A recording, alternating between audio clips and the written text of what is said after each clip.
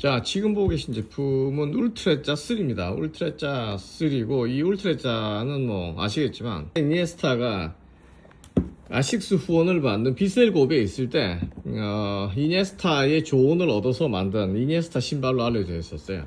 물론 이제 이 울트레자를 원을 개발을 하고 직후에 이니에스타가 배신을 때리고 캐피텐을 일본 내에서 회사를 만들어줘서 캐피텐 주가를 출시하는 바람에 울트레자 2부터 사실상 이제 안드레아 이니에스타의 그 이미지가 이 울트레자에서 완전히 지워졌지만, 어쨌건 울트레자는 이니에스타랑 최초에 같이 공동 개발된 제품이다. 공동 개발이라는 건 이제 이니에스타의 여러 가지, 그러니까 이니에스타가 나이키 제품을 오랫동안 신으면서 느꼈던 자기만의 이제 좋은 축구의 기준, 이런 것들을 아식스가 담으려고 했던 거죠.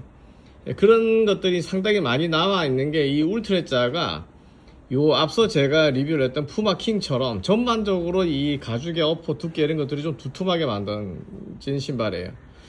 이 울트레자 1은 리뷰를 했고 그 다음에 실착도 했고 제가.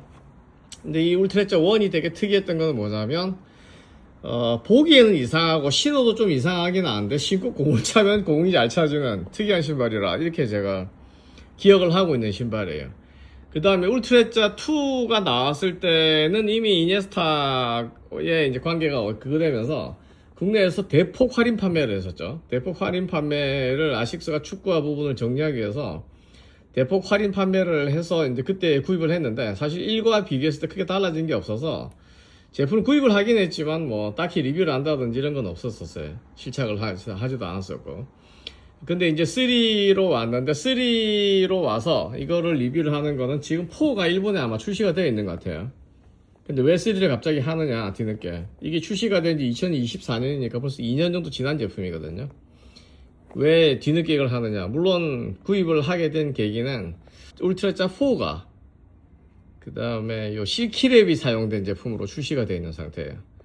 저는 지금 최근에 아크로스2다, 그다음 제트레다 이런 거를 지금 계속 테스트를 하면서 아식스 축구화들의 특징을 이제 제품별 체크를 하고 있는데, 생각보다 실키랩으로 만들어진 것들이 그렇게 좋지는 않다 하는 게 최종적인 결론이에요. 아크로스를 신어보면서 그렇구나 하는 거고, 그 다음에 제트레이를 신어도 전족부 쪽에 약간 불만 같은 게 있기 때문에, 그래서 이 울트레자 3를 다시 꺼내서 리뷰를 시작을 하게 됩니다.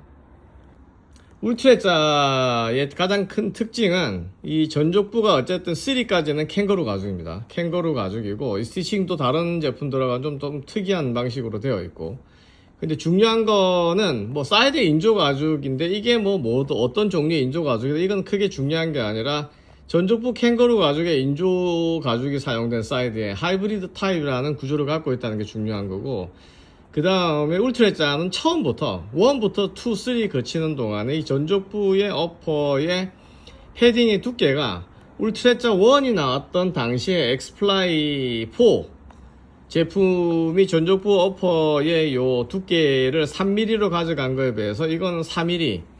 이 4mm는 지금 엑스플라이 6에 그대로 적용이 되어 있어요. 그러니까 전족부에 보시다시피 이게 뭔가 두툼한 느낌이 들어서 마치 푸마 킹 제품을 보는 그런 느낌이 들어요. 그리고 여기 앞쪽 부분이 길이가 길기도 하면서 이 두툼한 패딩들이 들어가 있고 스티칭이 이런 식으로 되어 있어서 두툼한 부분들이 이렇게 많이 느껴지죠. 이제 이런 것들 때문에 같은 두께에 있는 다른 경쟁사 브랜드 아니면 뭐 이런 것들과 비교해서도 조금 더 전족부가 두툼하고 뭔가 다른 느낌이 드는 게 한 가지가 있고, 그 다음에 뭐니 해도 이 울트레자를 설명을 할 때 빼놓을 수 없는 게 이 토크 트러스예요.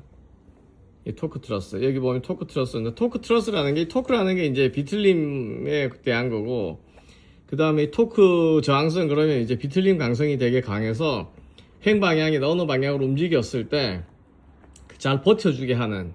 그래서 이제 이 단순 착지 안정성이 아니라 이제 스프린트를 할 때 전반적인 안정성, 그러니까 스프린트를 하려고 그러면 순간적으로 발을 디디고 차고 나가야 되는데, 그때 만약에 아웃솔의 안정성이 떨어진다 그러면 지면 착지 시에 발목이 돌아가거나 할 가능성이 있죠.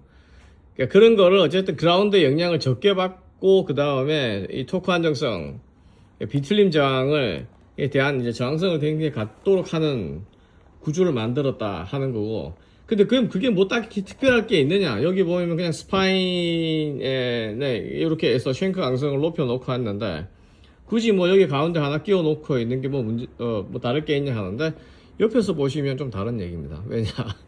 여기 있는 스파인보다 이 톡 트러스가 위쪽으로도 솟아 있어요. 보시다시피 솟아 있다고 하는 거는 이 부분이 스터드 높이는 아니지만 잔디에 일정한 길이의 잔디로 스터드가 박히는 쪽으로 가게 되면 스터드가 박혀서 스터드로가 이 지면에 닿는 것과 동시에 여기에서 이만큼의 여기 지금 튀어나와 있는 부분 여기 보면 이렇게 블록 튀어나와 있죠. 이것들이 지면에 닿는 게 느껴집니다. 아식스가 이 아웃솔 설계를 굉장히 잘한다 하는 게 다른 브랜드를 압도할 정도로 잘 만든다는 건데 여러 가지 형태에서 이런 시도들을 하면서 그 착지 안정성이라든지 이런 기본적인 아웃솔의 안정성을 높이는 아주 아식스가 일가견이 있다. 이건 뭐 아식스 축구화들의 거의 공통된 특징이라고 할 정도로 물론 이런 거는 이제 아식스가 러닝아웃을 워낙 잘 만들기 때문에 나온 거기도 하겠지만 하여간 특징적으로 보면 이 아웃솔 설계 이런 게 굉장히 뛰어나다. 여기 이렇게 튀어나와 있는 것과 동시에 여기 X자가 있고 뭐 하는데 사실 이 X자 이런 거는 별 의미가 없는 게 이게 고강성이에요.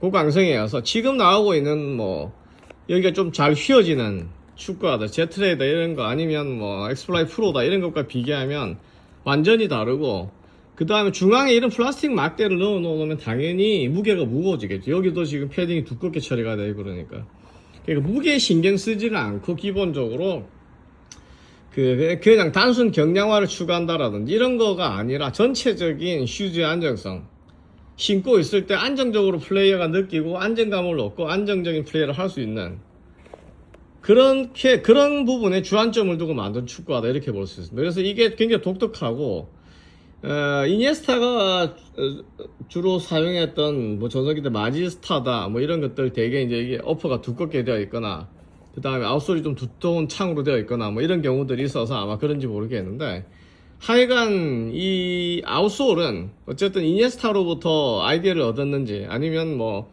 아식스가 자체적으로 연구를 한 결과로 이게 만들어졌는지 모르겠지만 울트레자는 이 하이브리드 구조 뭐 이거를 떠나서 이 아웃솔 이 톡 트러스가 들어가 있는 이 부분이 신고 실제로 운동장에 들어가서 지면을 짚어보면 이 울트레자가 왜 다른 축구와는 다르게 발바닥에서 오는 느낌이 다른가 하는 걸 느낄 수 있어요.